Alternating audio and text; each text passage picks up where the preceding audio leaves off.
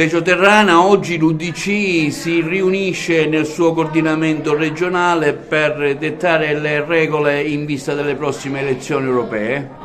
Oggi ho organizzato un incontro con tutti i coordinamenti provinciali ad Agrigento per fare la scelta di campo e abbiamo scelto di appoggiare i candidati più vicini alla nostra area politica che si rifanno ai valori cristiani, ai valori della dottrina sociale, che mettono al centro l'uomo e che poi abbiamo avuto anche un'esperienza politica comune. Abbiamo lanciato la candidatura di Esther Bonafede, della Tardino, di Mimmo Turano. Mimmo, come sapete tutti quanti, abbiamo fatto tanta strada assieme, oggi è candidato, però il pedigree è quello sempre democristiano. Quindi oggi la nostra battaglia sarà per difendere i nostri amici e portare un valore aggiunto alla Lega per raggiungere quegli obiettivi che si propone.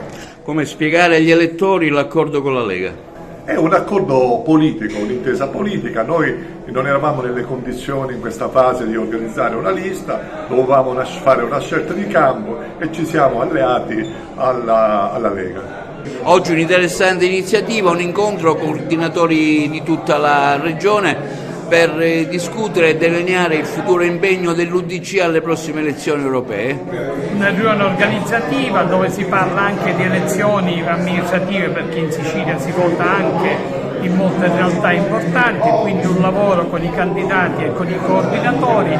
Poi il punto fondamentale di attenzione per le elezioni europee, che ci vedono i nostri candidati all'interno delle liste della Lega, e poi la preparazione dell'organizzazione del partito dopo le europee. Già c'è una data, il 22 giugno c'è una grande manifestazione regionale con tutti i quadri dirigenti per pianificare la crescita ulteriore del partito in Sicilia.